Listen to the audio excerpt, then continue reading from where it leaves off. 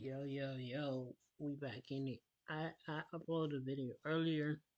It got 120 some views. I usually would be okay with that, but I was like, nah, I'm gonna do 3 videos. We'll see how it goes. Anyways, we got this first video. This is Vigilante's full origin. Explain Adrian Chase from DC Comics to Peacemaker. I heard the original Vigilante. He did 5 episodes. I think they ended up recasting him because he wasn't as good as they wanted him to be. And I think they did good. I like this vigilante. They say he's the everybody's favorite character in the show, next to Peacemaker.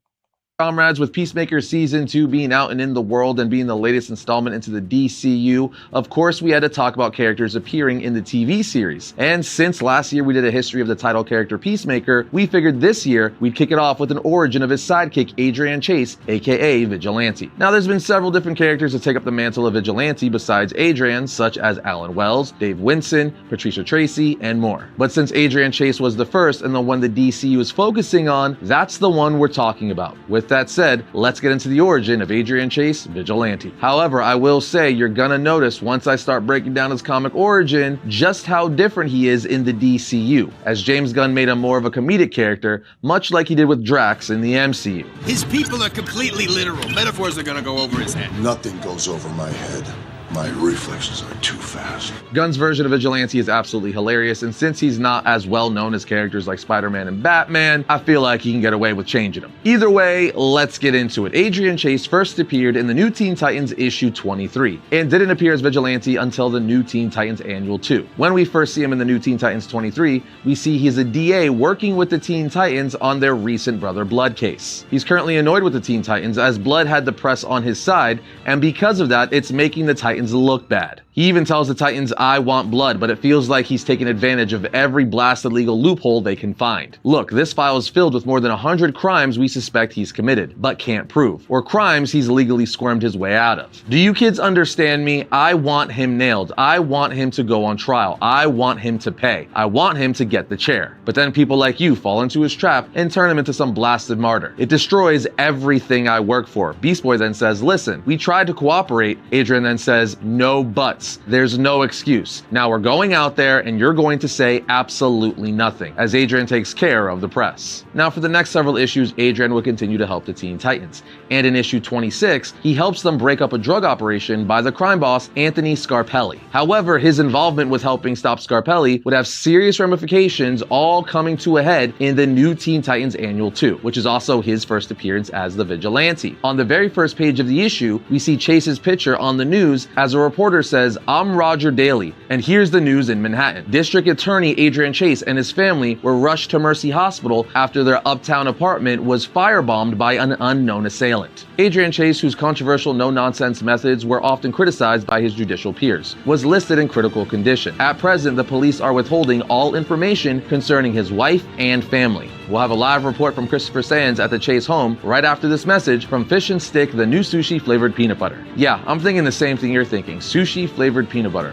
What the hell? Anyway, as Roger Daly throws to Christopher Sands, Christopher says, "The blast which savagely tore through Mrs. Chase's apartment was heard as far south as Fort Lee, New Jersey, and not only completely demolished the Chase apartment, but several others as well." Roger then interrupts Chris saying, "We just learned that Batman's junior apprentice Robin had just left Chase's apartment moments before the blast occurred," as we see Robin appear at the hospital where they're bringing Adrian in for surgery. But before we continue with Vigilante, today we're ripping some Pokemon packs and giving away whatever we get to you. This giveaway is provided by our friends at Courtyard.io, today's sponsor. We've shown you Courtyard.io's fun comic mystery pack vending machine before, but today it's below for more info. Alright, back at the hospital, the other reporters start questioning Robin, saying, "We heard rumors that you and District Attorney Chase both performed a vigilante-style raid on the home of the mobster Anthony Scarpelli. Is that true?" Robin says no comment before getting mad and yelling at the press. Long story short, we find out that Chase's wife and 2 kids did not make it. However, Adrian does. Now at this point, since Robin and the Teen Titans have been working with Chase to take down Scarpelli, Robin starts a one-man war on Scarpelli as he killed Adrian's family and almost Adrian. Adrian. It gets so bad that Starfire has to pull Dick aside, being like, look, you need to calm down and make sure you don't do something you're gonna regret later. Now, while all this is going on, Adrian disappears with the Teen Titans not knowing where the hell he is. And that's how the issue ends, which leads to the events of the new Teen Titans Annual 2, which just so happens to be his first appearance as the Vigilante. And after his first appearance in this series, he would be given his own solo series, which lasted for 50 issues. In this series, we see Adrian Chase return to Manhattan as the DA, but at night, he would take up the mantle of Vigilante, taking down criminals who the court systems couldn't or didn't. However, by issue 7 of the series, we would finally be given his origin of how exactly he became Vigilante. His friend says, remember yesterday you were finally going to tell us how you became the Vigilante. Adrian responds, I wasn't I, JJ? I've never believed in mysticism. I'm not a religious person, hardly spiritual. I've got a logical, ordinary mind, so I can't believe what I think happened to me. Terry says, think happened? Don't you know?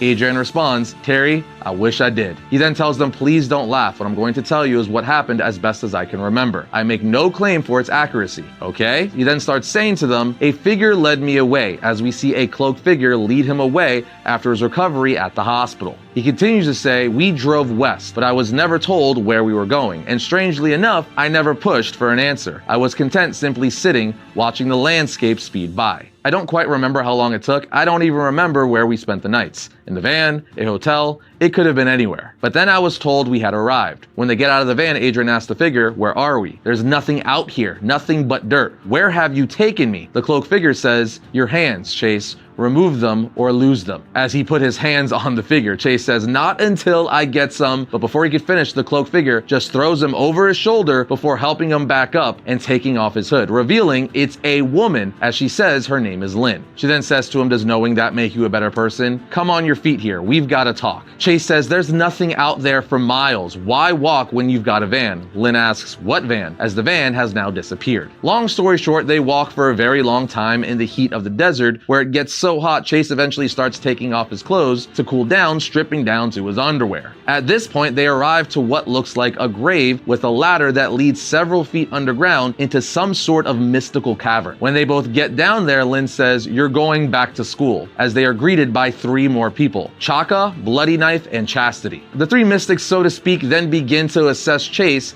as Bloody Knife says, he will not do. Chastity says, I sense his strength. As Lynn tells Chase, Chastity says that about every man. She's actually wrong. Chastity then says, Adrian, please listen to us. You must succeed for all of us. You must succeed. Chaka then says, Chase, what we offer you is power. The power to make a difference. The power to do good. Too often throughout history, innocent victims have suffered while the guilty was set free. Too often the powerful have escaped justice because of laws, however well-intentioned. Laws inadequate to deal with real life and all its complications. Evil killed you, Adrian Chase. You might have been one more casualty of crime. I failed at what I was before because laws meant to help the victim aid the guilty instead. Chase then says, yeah, I'll join this, whatever it is, as these 3 mystics say, it has begun. We then see them begin to train Chase in combat, weapons, and acrobats. Captions from Adrian then say, I begin their training, and it was only the incessant pain that forced me to realize this wasn't some heat-crazed nightmare, but an incredible reality. As we see, he becomes incredibly fast, proficient with weapons, and strong.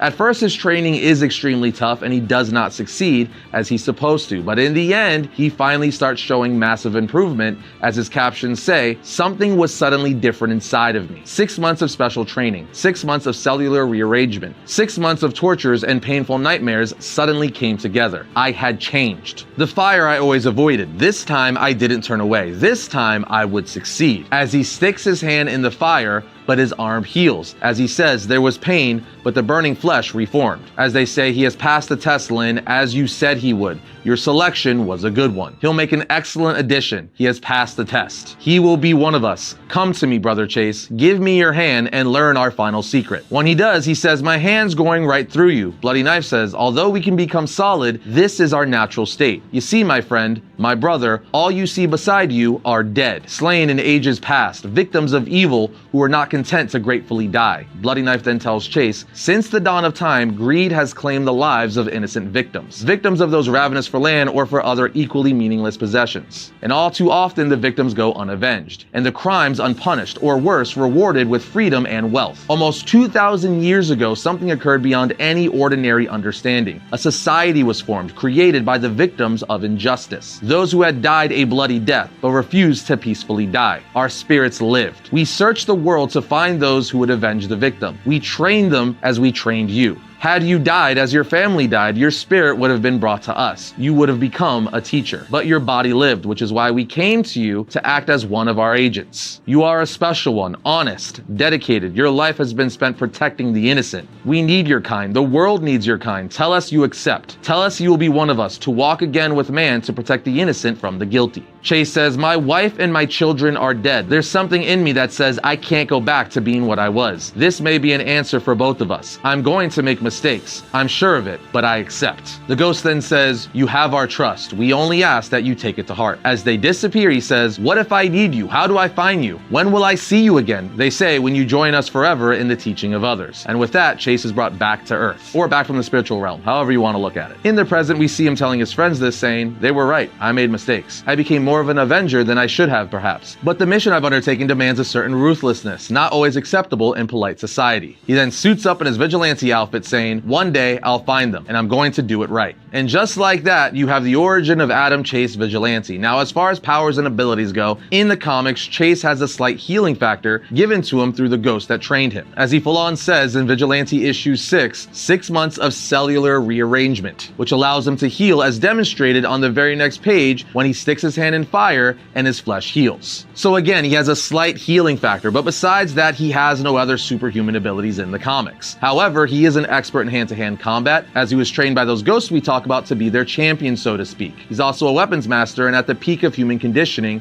and he's very tactical, being a district attorney. Because of this, he has a sharp legal mind, which is strategic. Mixed with his combat skills, this makes him extremely deadly. He's also very good at stealth, moving silently and able to sneak up on people, giving him an advantage in a fight. Not to mention, he has a very high pain tolerance driven by a need for justice, so he pushes through the pain to bring down evil. And he also has a motorcycle to go from point A to point B, which he uses for his war on crime. Oh, and I can't forget he has infrared goggles and shock-proof armor. But there you have it, guys, the origin of Adrian Chase Vigilante. He was amazing in season 1 of the Peacemaker, and I can't wait to watch him in season 2. I have high hopes for this season, and apparently episodes 6, 7, and 8 are going to have massive ramifications for the DCU going forward. In any case, let us know what your thoughts on Vigilante and Peacemaker are down in the comments. Other than that, we will see you next time when we talk about all things comics.